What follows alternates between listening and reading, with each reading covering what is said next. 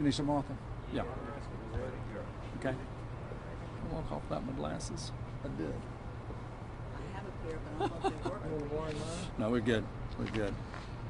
We certainly appreciate everybody being here today.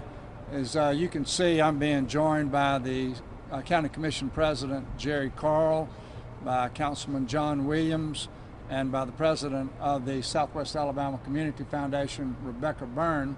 And each one of them will make some remarks today.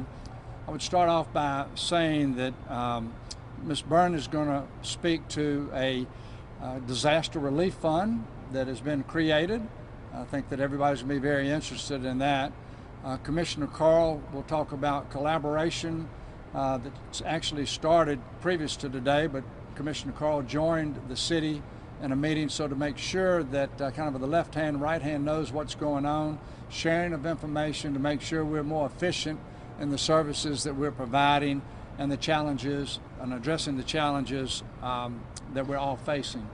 Additionally, Councilman Williams will just have some off-the-cuff remarks that he would like to make. I'll say this, that when it comes to the Disaster Relief Fund, we recognize that once the federal government is engaged, that there will be monies that are trying to flow down to those individuals, entities, companies that are in need of that money, but always there's somebody that falls through the cracks. We also know that there are individuals and companies that if there was a vehicle for them to make contributions, that they would contribute to a fund if it was properly distributed to those in need, that they would be glad to make those contributions. And so that's what the Disaster Relief Fund is about. So I will let Ms. Byrne tell you about the Disaster Relief Fund. Good afternoon. The Community Foundation is uniquely positioned to establish a fund to address the disaster relief. Many of you may be familiar with community foundations, can you hear me? That are all across the country. And one of the benefits that we have is that that's what we're established to do, is to address issues that are pertinent in the life of the community. And certainly right now we are all experiencing this pandemic. And we have the opportunity, because there are community foundations all across the country, we're part of a network. And we're able now we're sharing information and looking at other community foundations who have already established funds in their community. For example, Seattle, which has already been hit very hard, and some other cities as well, who've set up funds to address this issue. So we will be looking at them for some of their guidance, collaborating with them. The mayor and I and some others over the course of the last couple of years have discussed the collaborative effort that we can do moving forward should there ever be a disaster in this community. So we've had the benefit of having some conversations. Obviously we did not know that we would be facing this today. But because of that, we were able to discuss some certain things. And what we're looking to is to establish a fund sometime in the beginning of next week. We'll provide some additional information to you as to how individuals, companies, others can make donations to this fund. So moving forward, we can help those, as the mayor just said, who are falling in the cracks. Thank you. I would point out this is not an endowment fund. I would say, kind of to use an example, if we receive $100,000, there will be $100,000 distributed over some period of time, but it's not to build up and to be used for future disasters. And that separates it from maybe other types of funds. Today, during our citywide meeting where we are teleconferencing, we talked about several things that are occurring. One is that there's a tremendous effort going on in Bill Mobile and also Visit Mobile. The Bill Mobile part has to do with making sure that those that want to do business with permitting and licensing, that they can do that. And I know that we will get better at being able to do those things online. Our Revenue Department is going to make sure that they're doing a better job of being able to contact those that are interested in the business with the Revenue Department. Visit Mobile has become the place to go to find out about cancellations. So if you are an organization and you are either going to have an event, postpone an event, reschedule an event, Visit Mobile is that area that you need to go to. Earlier today, as I said, Commissioner Carl came and joined our meeting to see how we're handling just the procedures of working the meeting. So I'll ask Commissioner Carl, or President of the County Commission, Jerry Carl, to make a few remarks now. Good afternoon. We started actually last Friday. Our staff worked over the weekend putting some plans together. Today, early this morning when we got together, we really did not want to duplicate a lot of things. So the city has agreed to allow us to sit in and share information through their systems also, which we're excited for that. If we do our job right, there will be 0 outbreaks in Mobile, and then you can say that we overplayed our hand. If we don't do our job right, we will have problems. So we're trying to be proactive here. So be very patient with us. We have several things that are happening today. I know there's some stuff came out earlier today about our restaurant industry. Let's support our restaurant industry. Let's not forget our small businesses in Mobile. They may be limited in what they can do, but what they're limited in what they can do, let's get out and support them. We have every intention of keeping you advised on this from a county standpoint. I think the mayor has got to jump on us as far as having it organized, and that's great because we'll be more than glad to back him up in all these conversations. So one Mobile County, one South Alabama. We'll do this together. Thank you, Commissioner Carl. With everybody watching the TV, paying attention to the news media, you know there's really 3 things that we're doing, and that really is encouraging good hygiene, washing the hands. And we can't say it enough. The social distancing, you notice that Ms. Byrne is pretty good at, and I notice the media has done a much better job today with that also. But it is important. It's very important, or you wouldn't be hearing the President of the United States talk about what they're trying to do, controlling crowd sizes and the distancing.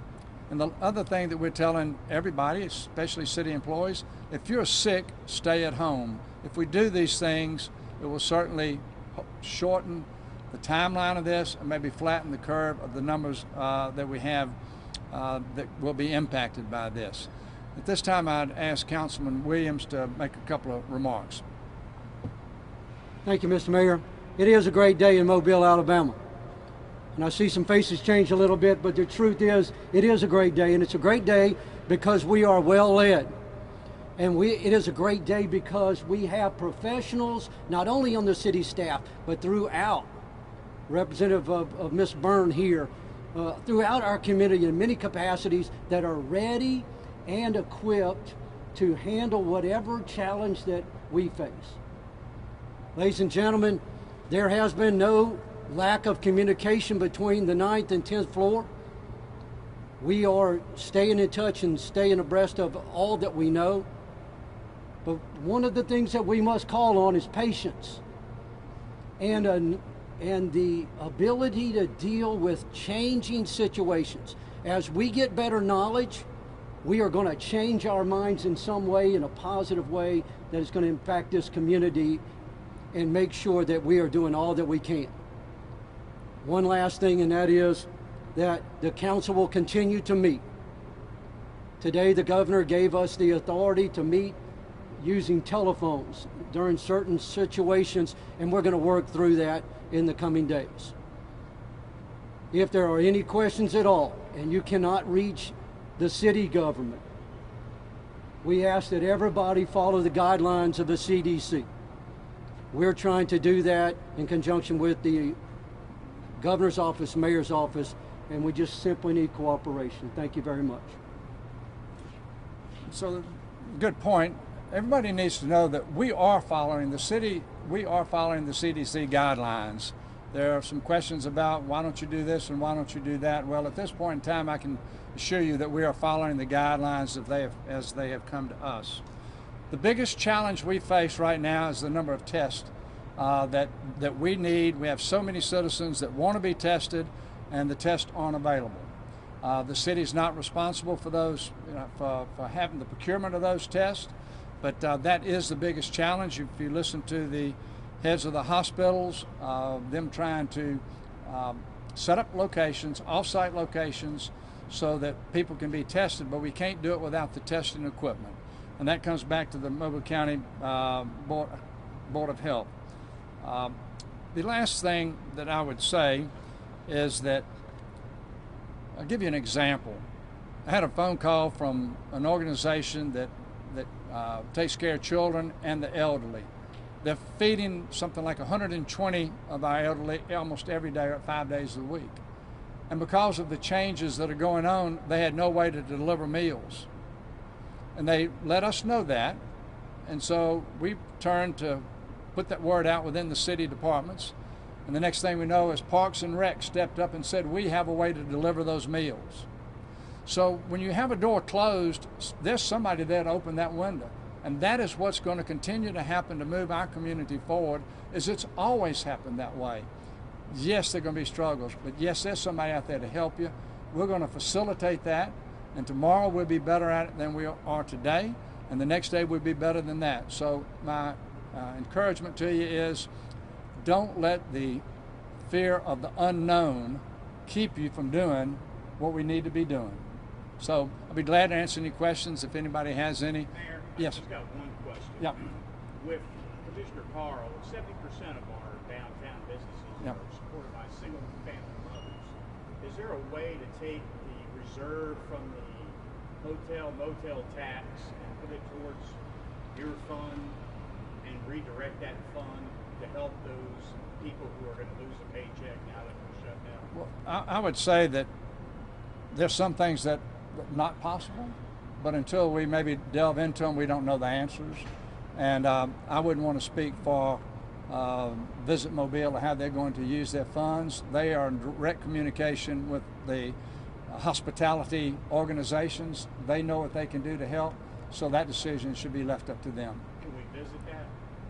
Yes, with There's Visit $2.1 Mobile. million in that fund Yeah. that could help these single families. Yep. Another question? Yes. Yeah, how will the Dr. Eichel's order, how will that be enforced? Will the Mobile Police Department enforce that? Health Department enforces that. Okay. Your reaction to that is something I know you're talking about being difficult to happen, and maybe this fund would help people because, people who work in restaurants. Well, as we work our way through the situation where we are, we have to be supportive of each other. And so Dr. Eichel has the authority to do what he did. That is not what I would have done. And I'll leave it at that. Mr. Mayor, Yes. employees who maybe are sick home, if they're exposed or sick, will they have to use their sick leave, or is there some sort of way to pay them? We have worked with the Mobile County the Mobile County Personnel Board to address that question. There is a sequence that they go through, vacation, sick leave, and I'm not sure the exact order, but there is a very well defined process of if they're home, how it plays out and how they're paid. But I'll say this, that we are going to do our very best to find things that that need to be done, that could be done by a city employee. And let me give you an example. It may be that somebody at the art museum may not have as much to do as they previously did.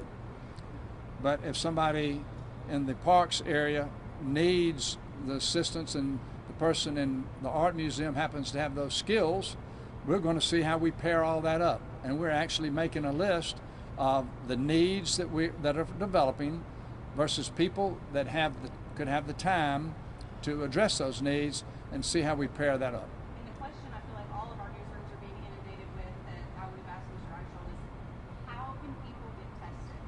What is the update on that? Well, I'm going to answer it this way. We've got to get the test in the city of Mobile first, and then it's up to the health providers, the health department, working with the hospitals and so forth, to do that. We're willing to set up. When we're fire rescue, we've set up places where people can be triaged, but there is I would say a conversation or a battle going on to get the test kits. And other places are getting test kits, and Mobile is not getting them. And I just wonder if our voice is if it's being expressed that we need them. That's my concern. How do you go about dealing with My hope is that Dr. Eichel understands that he's the point person on that and that he'll make it happen. Where is he? He's not here. Well, what do you think the reason is that Mobile has been quote ignored as far as getting tested? I don't know the answer to that. My understanding is that individuals over 60 that have city charges are going to be able to be released on their own cognizance bond because of this. I just want to see if there was you had a comment about that. I have to call on Director Barber. I'm not sure of that. Can you repeat the question, Dale? I'll try. My understanding is that individuals over 60 years old who are in Metro jail can be released on a recognizance bond to avoid problems with COVID-19. I just wanted to see what you can tell me about that. Yeah, that has to do with the sheriff's department, but I've been in constant communication with the sheriff about this. But inmates that are on misdemeanor charges, that are nonviolent, that are 60 years old, because of the at-risk factors of age, are being released on their own recognizance, as well as anybody that presents with some chronic illness that would make them more susceptible to corona. And so those are happening, as well as the City of Mobile municipal court system is looking at alternatives to physical custody of a prisoner on non-violent misdemeanors in the issuance of a summons at a later date, rather than take them into custody and transport to the jail. So those are underway. We've thought very much about that because of the crowded conditions at Mobile Metro. Time for another question. Jerry, do you have something you want to say? I do. When we're talking about the test kits, I mean, that's fine. They will tell us if you have it or not. But the symptoms, the best thing to do is go home and self-quarantine yourself. There's no treatment for it. If you're over the age of 60 or if you have a weak immune system, obviously you are potentially could address some much more severe problems. But most people, it's going to be simple runny noses, flu symptoms. Go home and quarantine yourself. A test is only going to tell us if you have it or not. The tests are not available right now. So if you have it, don't flood the hospitals, don't flood the doctors. Go home, call your doctor, tell him what the symptoms are, and let him try to coach you over the telephone. Okay? The question with that, I know you mentioned just the symptoms, but a lot of cases we've heard a lot of people say, well, I didn't have any symptoms, I didn't know, I just went and got tested and found out I had coronavirus. What do you say to... When you say a lot of people, there hasn't been a lot of people. I mean, there's been a few people, but people just going to, for the sake of testing, you're wasting a test that could be used on somebody that truly needs it. So if you don't show any symptoms and you don't feel any symptoms, don't go just take a test because you can take a test, because you're wasting it when we need it on someone that truly we're trying to determine whether to put them back to work or put them back into a daycare situation or back with their children's situation. So we need to save those tests as much as we can and use them where we truly feel like we need them until we have plenty to go around. But just to test to be tested is not a good modality right now. I have one more question for the mayor, so short. Did Mr. Eichel let you know this was going to happen when you guys powwowed? I got a text from him saying that he was getting ready to do it. So regarding the test kits, the federal government was controlling all of them at one point in time. The decision was made to let private industry now produce them. So you will see a flood of these tests, and it was a 72-hour test. You're going to see something much more efficient, and within probably a week, I'm guessing at that a little bit, within a week or so, there may not be this challenge of not being able to get the test kits. Certainly, it's going to change because of the availability. They didn't tell you how many you might be getting to start opening up drive-throughs and things like I do not know. No. All right, thank you very much.